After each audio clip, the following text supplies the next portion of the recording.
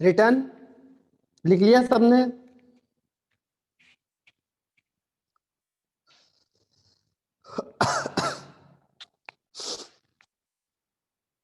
Okay, अब last heading पे आते हैं हम लोग, most probable velocity. Most probable velocity, इसके बाद हम लास्ट हेडिंग पे आते हैं इसमें, मोस्ट प्रोबेबल वेलोसिटी।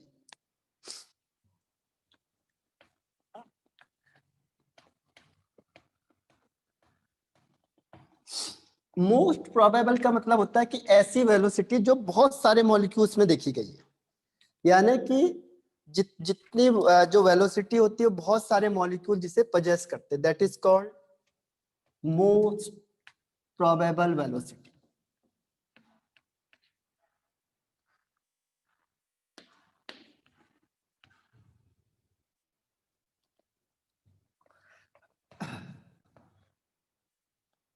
तो है मोस्ट प्रोबेबल वेलोसिटी।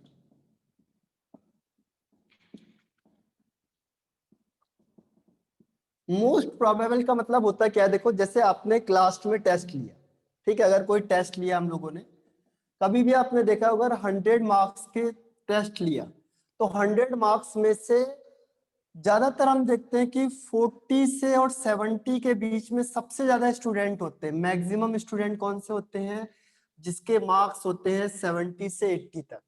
बहुत कम स्टूडेंट ऐसे होते हैं जिनके 90 प्लस में होते हैं, ये मिनिमम होते हैं, और बहुत कम ऐसे होते हैं जिसके 40 से कम होते हैं, लेस, ये भी मिनिमम होते हैं। तो एक ऐसा एरिया होता है जिसमें बहुत सारे स्टूडेंट लाई करते हैं, होता है। टेस्ट देखा हुआ आपने कि टेस्ट में हमने देखा कि जो मैक्सिमम एक एरिया है, एक नंबर के आसपास बहुत सारे स्टूडेंट दिखेंगे, और बहुत कम ऐसे स्टूडेंट होते हैं जिनके बहुत ज्यादा मार्क्स होते हैं, और बहुत कम स्टूडेंट ऐसे होते हैं जिनके मार्क्स बहुत कम होते हैं। ये देखा है या नहीं देखा आप लोगों ने क्लास में?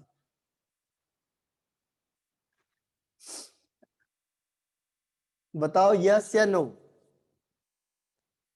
ऐसे मार्क्स के आसपास सारे स्टूडेंट होंगे, 70 75 उसके आसपास बहुत सारे स्टूडेंट होंगे, और बहुत कम ऐसे होते हैं जिनके कम मार्क्स, बहुत कम ऐसे होते हैं जिनके हाईएस्ट। ठीक है, वेरी गुड सूर्यवंशी और सार प्रसाद। तो यहां से जो मैक्सिमम स्टूडेंट या मैक्सिमम मॉलिक्यूल्स जिस वेलोसिटी को पजेस करते, जो that is called most probable velocity, यानी the velocity possessed by maximum number of molecules, the velocity possessed by. ये अभी मैक्सवेल ने भी इसमें डिस्क्रिप्शन किया था, वो आगे हम थोड़ा और डिटेल में करेंगे। The velocity possessed by maximum number of molecule, maximum number of molecule, जितने सबसे ज्यादा मॉलिक्यूल जिस वेलोसिटी को पजेस करते हैं उसे हम कहते हैं most probable velocity at the given temperature, क्योंकि टेम्परेचर चेंज नहीं होना चाहिए। अब इसको डिनोट किससे करेंगे? देखो, इसको डिनोट करेंगे हम एमपी से, मोस्ट प्रोबेबल। इसके पहले पहले नाम को याद रखो बस, एमपी, ठीक है। कोई मध्य प्रदेश मत समझना इसे MP, Madhya Pradesh, it is not Madhya Pradesh, this is most probable. तो this is most probable velocity. अब इसमें हम प्लस माइनस तो कर नहीं सकते, क्योंकि हमें फिक्स तो पता नहीं कि कौन सा नंबर होगा, ठीक है। तो इसमें हम वैल्यूज को नहीं ले सकते, U1 U2 U3 नहीं कर सकते, क्योंकि कौन सा नंबर है पता नहीं हमें। अगर टेस्ट लिया 100 मार्क्स का और बहुत टफ पेपर बना दिया, पता चला मोस्ट प्रोबेबल मार्क्स 30 हुए, 30 के आसपास सबके आ रहे हैं। पेपर हमने आसान दे दिया, सबके 80 के आसपास आ रहे हैं। तो फिक्स हम कह नहीं सकते ना, फिक्स मैं ये नहीं कह सकता कि 30 है मोस्ट प्रोबेबल, हो सकता है अगली बार 80 हो जाए, हो सकता है 60 हो जाए। ठीक है, इसी नंबर के आसपास कितने आएंगे, जो रेंज है, तो रेंज क्या होगी, कई बार 30 से लेके 50 तक हो सकती है, यहाँ पे 70 से 80 तक हो सकती है। तो इसके लिए मैं कोई एक फिक्स क्राइटेरिया नहीं बना सकता। ठीक है, इसीलिए इसका कोई फॉर्मूला U1 U2 के टर्म्स में नहीं होता। ये लिख लिया ना डेफिनेशन सबने, बहुत आसान सी डेफिनेशन है। ठीक है, मैक्सिमम मॉलिक्यूल जिस वेलोसिटी को पोजेस करेंगे वो हमें पता नहीं है कि कैसे, वो डेटाबेस पे डिपेंड करेगा, इसीलिए इसका कोई भी एक फिक्स वैल्यू नहीं होती, यानी कोई फिक्स फॉर्मूला नहीं है इस टर्म्स में। लेकिन आरटी के टर्म्स में है एक फॉर्मूला, उसे हम लिखेंगे। आरटी के टर्म्स में इसका फॉर्मूला होता है, ठीक है, एमपी का जो फॉर्मूला होता है under root 2RT upon m, under root 2RT upon m. अब ये रिलेशनशिप को ध्यान रखना है आप लोगों ने। रिलेशनशिप में क्या होगा, u m p is equal to 0.816 u r m s, root mean square velocity. ठीक है, या फिर root mean square velocity is equal to होता है 1.224 into u m p. Simple है, दोनों को डिवाइड कर दो बस। अगर आपको कभी भी रिलेशनशिप करना है तो क्या करो, ये आंसर निकालना है। कैसे करेंगे, देखो u r m s upon u m p. U r m s अभी आपने निकाला था, कितना था, under root 3RT upon m, और यू एम पी देखो ये वाला है अंडर रूट 2। कई बार आप भूल गए तो आप ऐसे भी निकाल सकते हो एम। अब देखो, इससे RT से RT कैंसिल आउट हो जाएगा, एम से एम कैंसिल आउट हो जाएगा, क्या बचेगा यहाँ पे, अंडर रूट 3/2। इससे आप आंसर निकाल सकते हो।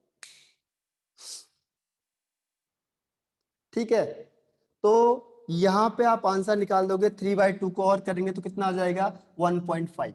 अब इसका अंडर रूट निकालोगे तो ये आंसर आएगा, चेक कर लेना एक बार, ये वाला आंसर आ जाएगा। ठीक है, तो ये निकालना कोई बड़ी बात नहीं है, बस टाइम टेकिंग होता है थोड़ा सा।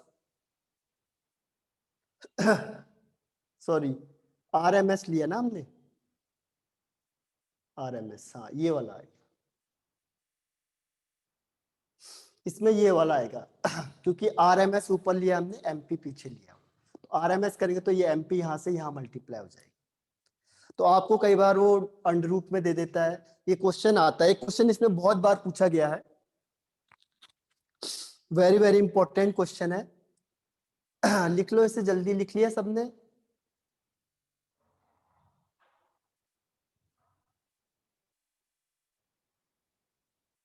Return, okay.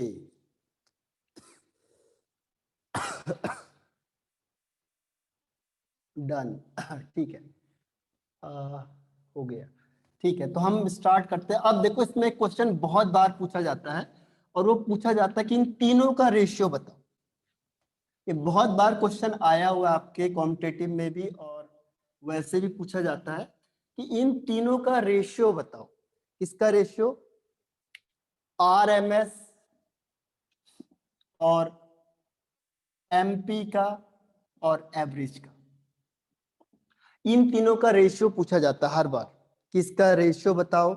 तो इसमें देखो, इसकी वैल्यूज क्या क्या है। इसकी वैल्यू सभी हमने लिखी थी 3RT upon M.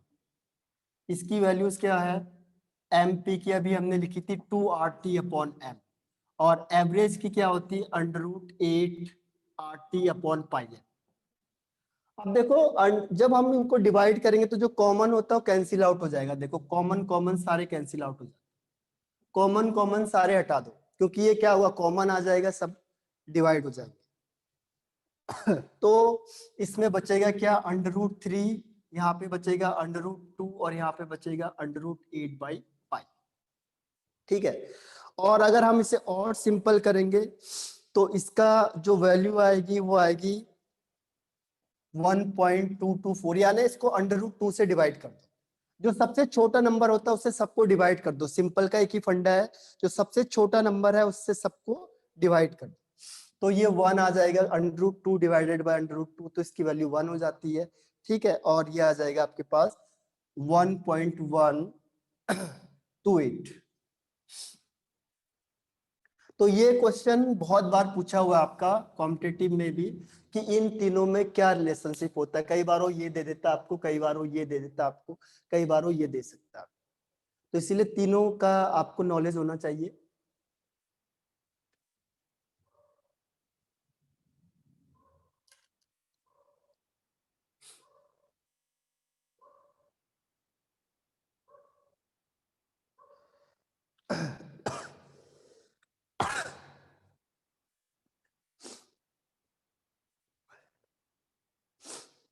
Return okay.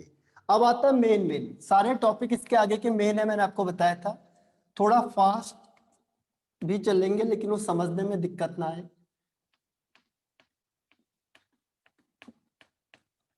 केवल 4 टॉपिक बचे हुए हैं, 4 या 5, लेकिन थोड़े से बड़े बड़े हैं बस। अब आता है इसमें derivation of kinetic gas equation. Derivation of kinetic gas equation. Derivation यहाँ पे ज्यादा इंपॉर्टेंट नहीं है लेकिन समझना ज्यादा जरूरी होता है। इसमें हम किस चीज को डिराइव करेंगे, इसे हमने कल भी लिखा था पहले। पी वी 1/3 mn/v², और ये सॉरी u स्क्वायर लिखो, RMS root mean square velocity. ये वाला फॉर्मूला हमने डिराइव करना है। बस मेन आपका यही फॉर्मूला है, बस इससे आगे याद नहीं करना है मतलब। लेकिन ये फॉर्मूला आया कैसे वो हम डिराइव करेंगे, लेकिन मेन आपको ये वाला फॉर्मूला ही याद करना। पी आपको पता है, पी क्या होता है, प्रेशर। वी क्या है यहाँ पे, वॉल्यूम। एम क्या है यहाँ पे, mass of one molecule. N क्या है, n means number of molecules, number of molecules. और ये आपको पता है URMS अभी निकाला था, तभी मैंने इसे पहले बताया आपको। ये आपका root mean square velocity, root mean square velocity. इसीलिए इसको पहले बताना पड़ा, नहीं तो बाद में था टॉपिक। लेकिन ये यहाँ आ रहा है इंक्लूड, तो यहाँ पे आपको दिक्कत आती, इसीलिए मैंने उसे पहले बताना। अब ये आ गया।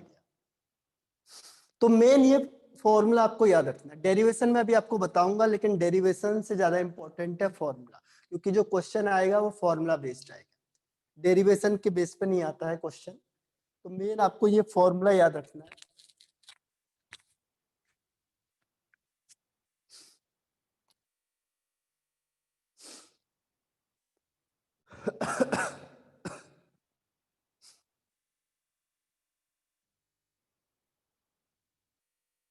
रिटर्न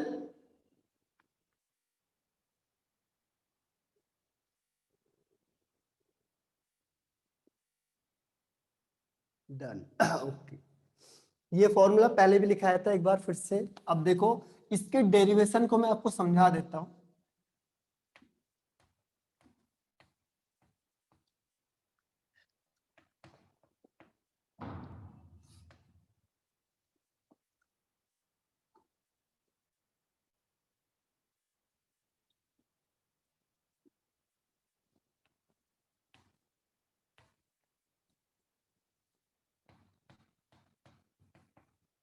देखो आपको क्या करना है, एक क्यूबिकल लेना है, एक क्यूब लेना है। क्यूब कैसे बनता है, देखो इस तरीके से आप क्यूब बना सकते हो।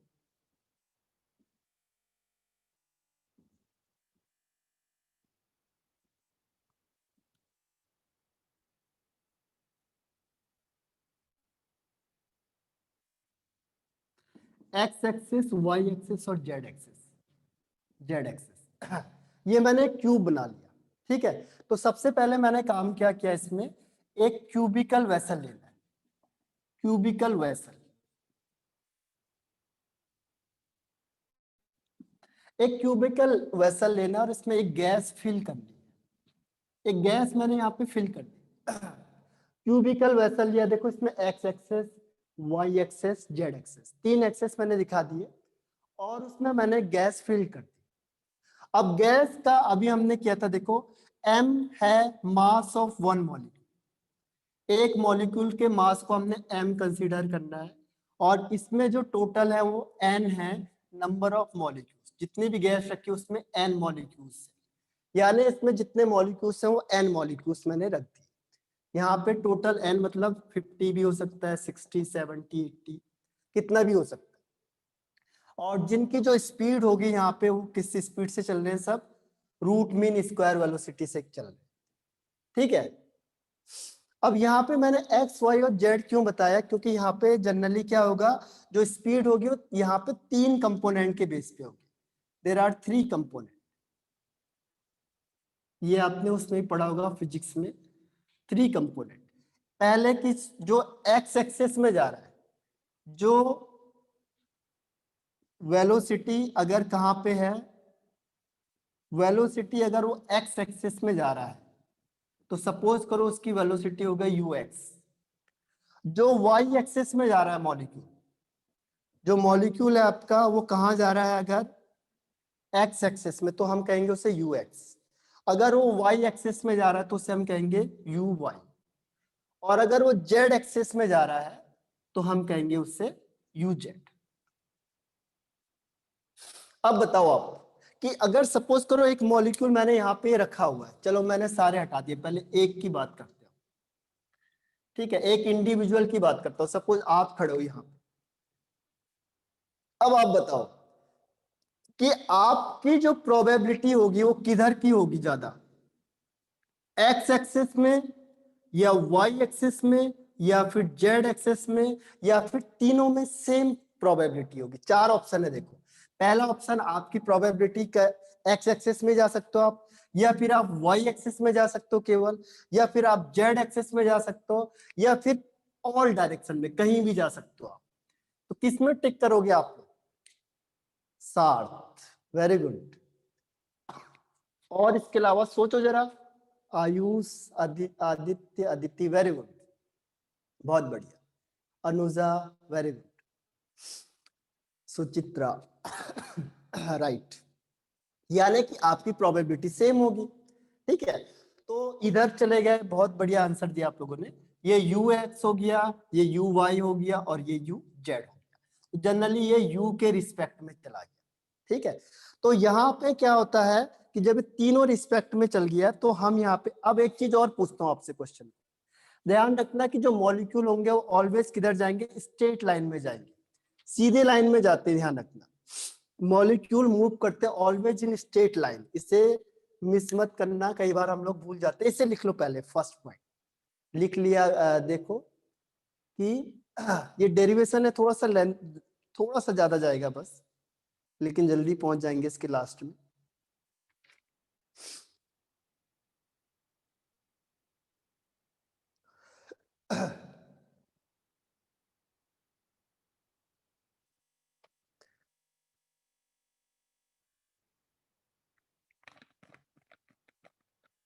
रिटर्न,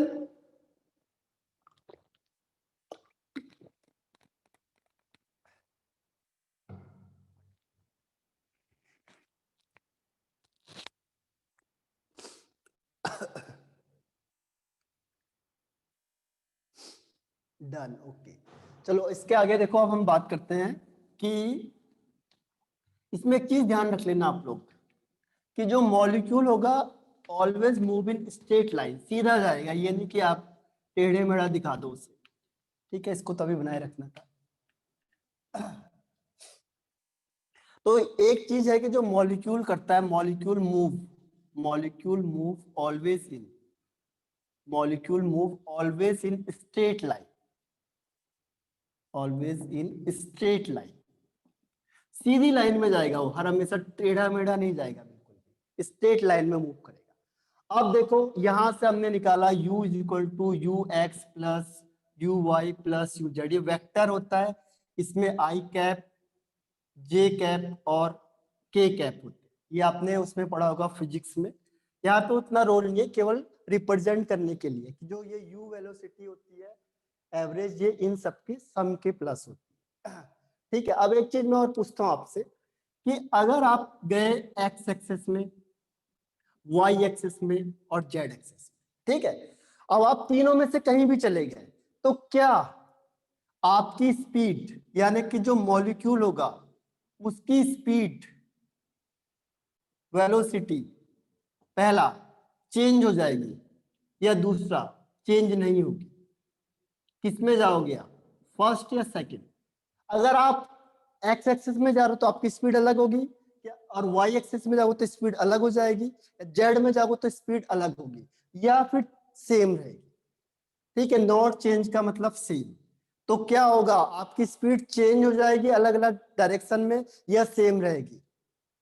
अनुजा बिल्कुल सही है, प्रसाद सही है, और आपका आदित्य मयकर सही आंसर है। सार्थ, सोचो जरा सा और रिप्लाई करो। आपको क्या लगता है कि आप पहले गए एक्स एक्सिस में, फिर आप गए वहीं से वाई एक्सिस में, और आप गए जेड एक्सिस में? आयु यादव, ओके ठीक है। तो सुचित्रा सही आंसर है। तो आपकी स्पीड क्या होगी लगभग? तो आपकी स्पीड तीनों डायरेक्शन में क्या होगी, लगभग लगभग अप्रोक्सीमेट सेम होगी, क्योंकि आप स्पीड से जा रहे हो ना, कहीं भी जाओ, आप इधर की तरफ जाओ, आप इधर जा रहे हो, आप चाहे लेफ्ट जाओ, चाहे आप राइट जाओ, चाहे आप इधर जाओ, स्पीड क्या होगी, सेम होगी। तो ये मान लो कि जो मॉलिक्यूल की स्पीड होती है, मॉलिक्यूल की जो स्पीड होगी या वेलोसिटी होगी, वो अप्रोक्सीमेट सेम होगी in all direction, in all direction. कहीं भी जाएगा वो, है तो मॉलिक्यूल ही, वो तो आप ही कहीं भी जाओगे, आप चाहे इधर जाओ चाहे इधर जाओ, अगर इधर जाने से आपकी स्पीड ज्यादा हो जाएगी तो इधर से क्या होगा, सेम ही तो रहेगी। ठीक है, तो वो कहता है कि जो मॉलिक्यूल है वो सारी स्पीड किधर भी जाएंगे सेम रहेगी। इसका मतलब क्या हो गया कि u x is equal to u y is equal to u z, ये तीनों फैक्टर आपस में क्या हो जाएंगे, इक्वल हो जाएंगे। ठीक है, तो जब ये वाला इक्वेशन आई, अगर मैं इसका स्क्वायर करूंगा तो भी स्क्वायर चल जाएगा। देखो u square is equal to u x का स्क्वायर प्लस यू वाई का स्क्वायर प्लस यू जेड का स्क्वायर। अब ये तीनों आपस में सेम हो गए, तो सेम हो गए तो क्या हो जाएगा, इसे हम लिख सकते हैं यू एक्स का स्क्वायर प्लस यू एक्स का स्क्वायर प्लस यू एक्स का स्क्वायर। 1 2 3 हो गया तो 3 ऐड कर देंगे, 3 ux का स्क्वायर। तो u square is equal to 3ux का स्क्वायर। ये एक कंपोनेंट की बात हो रही है, ये ओवरऑल u की बात हो रही है। तो इसे लिख लो आप जल्दी से फास्ट।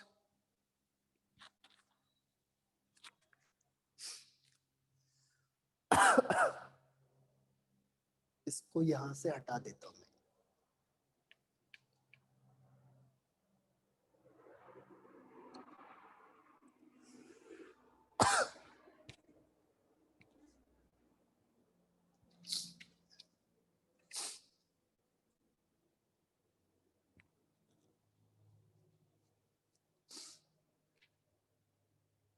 हो गया, डन, लिख लिया ना सबने?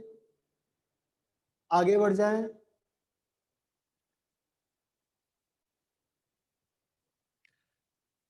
आगे बढ़ जाते हैं, डन, यस ठीक है। अब देखो, यहां तक हमने एक फॉर्मूला और ड्राइव कर लिया। इससे हमने फॉर्मूला क्या ड्राइव किया, देखो यहां से हमें ये याद रखना है कि जो यू एक्स होता है, u x square is equal to u square upon 3।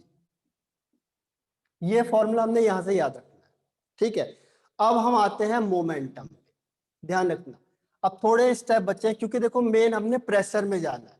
अब प्रेशर इज इक्वल टू, आपको पता है क्या होता है, प्रेशर इज इक्वल टू होता है फोर्स अपॉन एरिया, सबको पता है pressure is equal to force upon area. और फोर्स इज इक्वल टू क्या होता है, कोई बता सकता है मुझे? प्रेशर इज इक्वल टू तो मैंने बता दिया आपको, force is equal to second law of Newton के सेकेंड लॉ से। बताओ जरा, न्यूटन सेकेंड लॉ से आपने डेरिवेशन किया होगा, तो वहां से फोर्स का फॉर्मूला किसी को पता है?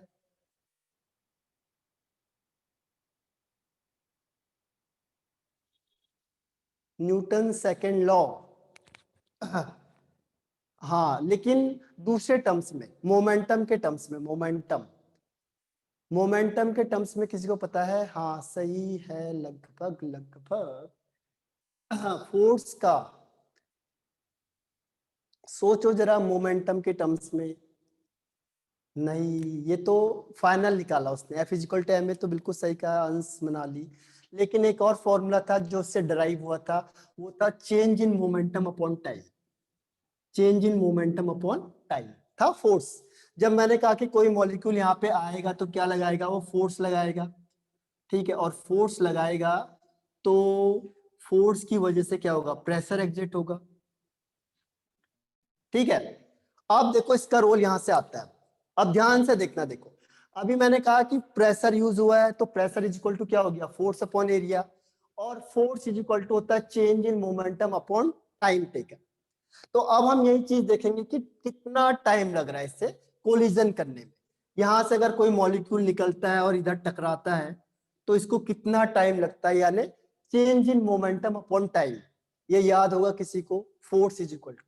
तो सबसे पहले हम क्या करेंगे, मोमेंटम निकालेंगे, उसके बाद हम टाइम निकालेंगे, इसको यहाँ रखेंगे फोर्स आएगा, फोर्स को यहाँ रखेंगे एरिया, प्रेशर आ जाएगा, और यही डेरिवेशन है बस।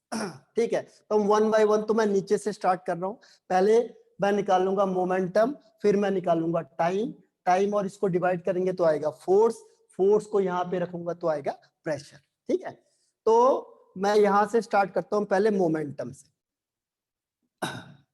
मोमेंटम आप लोगों ने सुना होगा, ठीक है।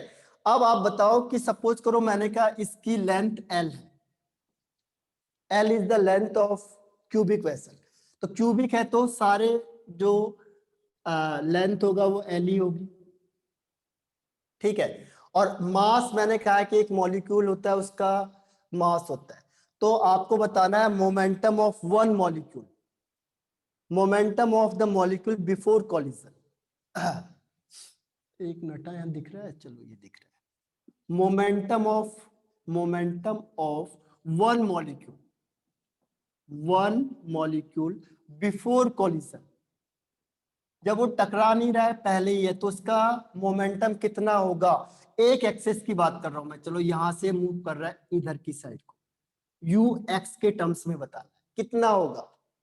मोमेंटम का फॉर्मूला पता है किसी को, momentum is equal to, momentum का फॉर्मूला पता है किसी को, मोमेंटम होता है एम वी, ध्यान रखो, तो हो जाएगा m u x, x axis में जा रहा है, सपोज करो एक मॉलिक्यूल को कहीं भी जा सकता हूं, हमने दिखा दिया चलो ये एक्स एक्सेस में जा रहा है, ठीक है, तो इसका मोमेंटम कितना हो जाएगा एम यू एक्स। क्लियर है, एम यू एक्स मोमेंटम, समझ में आया सबको। M v momentum is equal to होता है मास इनटू वेलोसिटी, यहां पे वेलोसिटी मैंने यू एक्स लिख दिया, डन। अब देखो momentum, momentum of one molecule after collision, after collision, collision का मतलब क्या हुआ कि ये मॉलिक्यूल यहां से आया और यहां से आके इसमें टकराया, ठीक है। अब ये टकरा के फिर ये वापस जाएगा, जाएगा, पहले यहां से आप लोग आए इधर से, ये आया यहां से मॉलिक्यूल यहां से आया और ये इस पे टकराया, तो जैसे ही टकराएगा तो यहीं पे थोड़ी रहेगा, फिर ये क्या करेगा, वापिस आएगा, इस तरीके से वापिस आया, पहले ये गया था फिर ये वापिस आया, तो वापिस आने की वजह से क्या होगा, इसमें इसका डायरेक्शन चेंज हो जाएगा, पहले ये सीधा गया यहां से तो उसका हो गया प्लस एम, हाँ प्रसाद बिल्कुल सही आंसर, वेरी गुड। तो अब इसका मोमेंटम कितना होगा, अब इसका मोमेंटम कितना होगा, तो डायरेक्शन चेंज होगा तो उसे हम साइन से दिखाते हैं, तो यहाँ पे हो जाएगा माइनस साइन, माइनस, माइनस का मतलब उसका डायरेक्शन अपोजिट हो गया, पहले इधर जा रहा था तो प्लस, अपोजिट में गया तो माइनस साइन, ठीक है। अब इसके बाद देखो, अब चेंज इन मोमेंटम बताओ कितना होगा, change in momentum, change in momentum, change in momentum after each collision, क्योंकि हर एक कोलिजन में उतना ही होगा, ईच कोलिजन, एक एक कोलिजन में कितना चेंज हुआ मोमेंटम, बता सकता है कोई, इन दोनों का क्या करेंगे चेंज, चेंज कैसे पता चला, पहले था एम वी और फिर आया एम वी एक्स, कितना होगा, हाँ अल्हाम बिल्कुल सही आंसर है, और कोई बता सकता है, अदिति बिल्कुल सही आंसर। सोचो जरा सा चेंज कैसे निकालते हैं हम, चेंज, प्रसाद ठीक है, लगभग आंसर सही है, बस साइन का फेर है क्योंकि हम और इसके अलावा कोई? तो चेंज कैसे निकालते हैं? देखो, चेंज पहले कितना था? हाँ, रुजुल, बिल्कुल सही आंसर। ठीक है, तो फाइनल की जगह पे हम पहले इनिशियल माइनस फाइनल कर देंगे। मोमेंटम पहले कितना था और माइनस फाइनल कितना हो तो ये हो जाएगा MUX। हाँ, चेंज के लिए क्या हमने, क्योंकि पॉजिटिव लेना है ना, नेगेटिव साइन हम ले नहीं सकते, तो हम नेगेटिव नहीं लेंगे, यहाँ पे हम पॉजिटिव ही रखना चाहिए। तो हम क्या करेंगे, यहाँ पे पहले लिखा MUX माइनस, फिर इसको लिखेंगे माइनस MUX। तो माइनस माइनस क्या होगा, यहाँ से माइनस इंटू माइनस का प्लस हो जाएगा। तो ये 1 + 1 2 हो जाएगा, तो ये आ जाएगा आपका 2MUX। तो चेंज इन मोमेंटम आ जाएगा 2MUX। इसे लिख लो जल्दी से।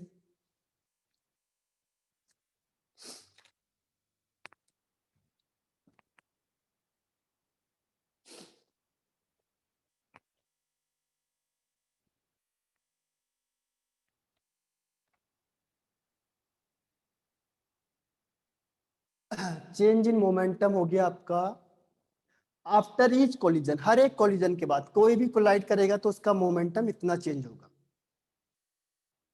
ठीक है, डन।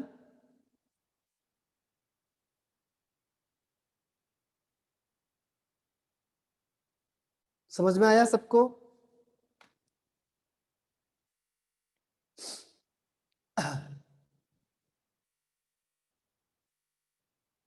डन।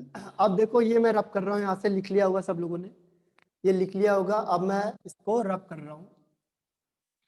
मैंने आपको कहा था, हमने पहले क्या निकाला, देखो चेंज इन कोलिजन निकाला, फिर हम क्या निकालेंगे, टाइम निकालेंगे।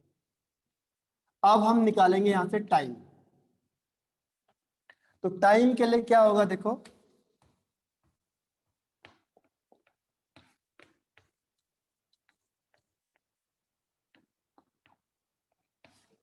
टाइम इज इक्वल टू क्या होता है, distance, speed is equal to distance upon time होता है। तो टाइम इज इक्वल टू क्या हो जाएगा, time taken after one collision. एक कोलिजन के बाद टाइम कितना होगा, तो टाइम इज इक्वल टू क्या होता है, distance upon speed, distance upon speed या वेलोसिटी। अब बताओ कि ये L लेंथ है, तो ये कितना डिस्टेंस ट्रेवल करेगा एक कोलिजन में, एक कोलिजन में कितना डिस्टेंस ट्रेवल करेगा, L या 2L? देखो, L या 2L, 1 या 2, एक कोलिजन में कितना करेगा? हाँ, प्रसाद बिल्कुल सही कहा, रुजुल बिल्कुल सही है।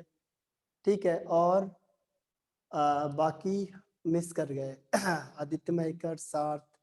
एक कोलिजन का मतलब क्या हुआ, सपोज करो आप हो यहाँ पे, देखो आपने पहले एक टक्कर मारी यहाँ से, फिर इधर गए, फिर है, फिर यहाँ से एक टकराव।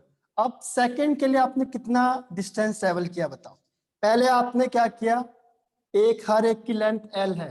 हाँ सार्थ बिल्कुल सही है, देखो हर एक की लेंथ L है। आपने एक कोलिजन यहाँ से किया, आप यहाँ से यहाँ टकराए, एक कोलिजन हुआ, फिर यहाँ से वापस गए, फिर दोबारा आए, दूसरा कोलिजन। तो हर एक कोलिजन में आपने कितना डिस्टेंस ट्रेवल किया, करके देखो काउंटिंग कितना होता है।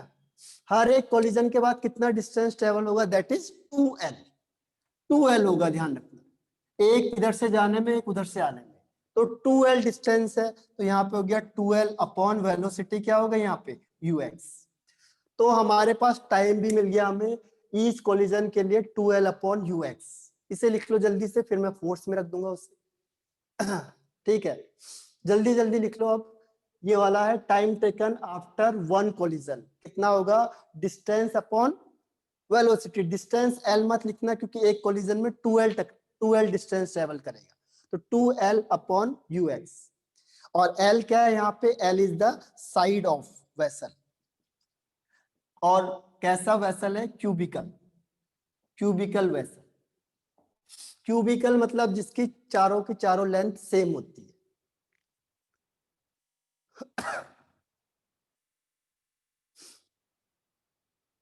बस यहां से फोर्स, फोर्स से प्रेशर।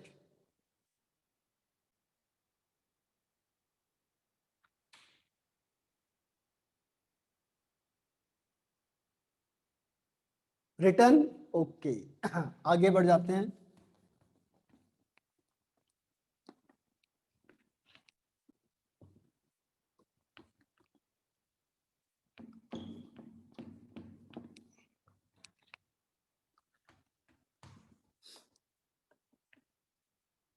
अब देखो यहाँ पे हम कर रहे हैं एक मॉलिक्यूल की बात।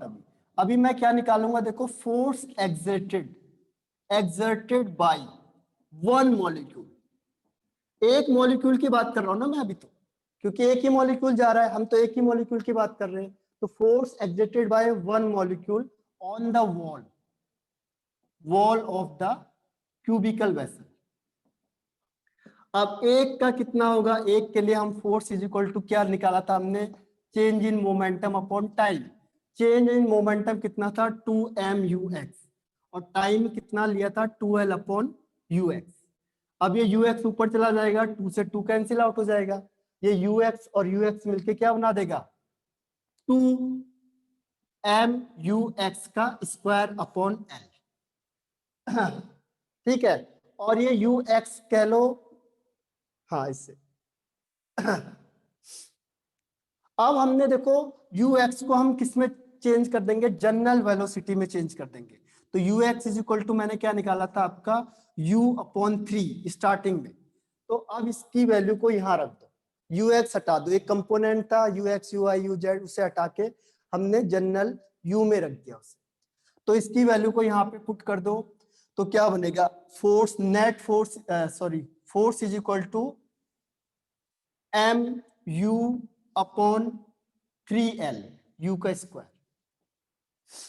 और एक मॉलिक्यूल की बात कर रहे हैं हम, तो u1 लिख देंगे, u1। तो force is equal to mu1 का स्क्वायर अपॉन 3l। बस एक स्टेप और खत्म हो जाएगा ये, लास्ट फटाफट लिख दो इसे बस।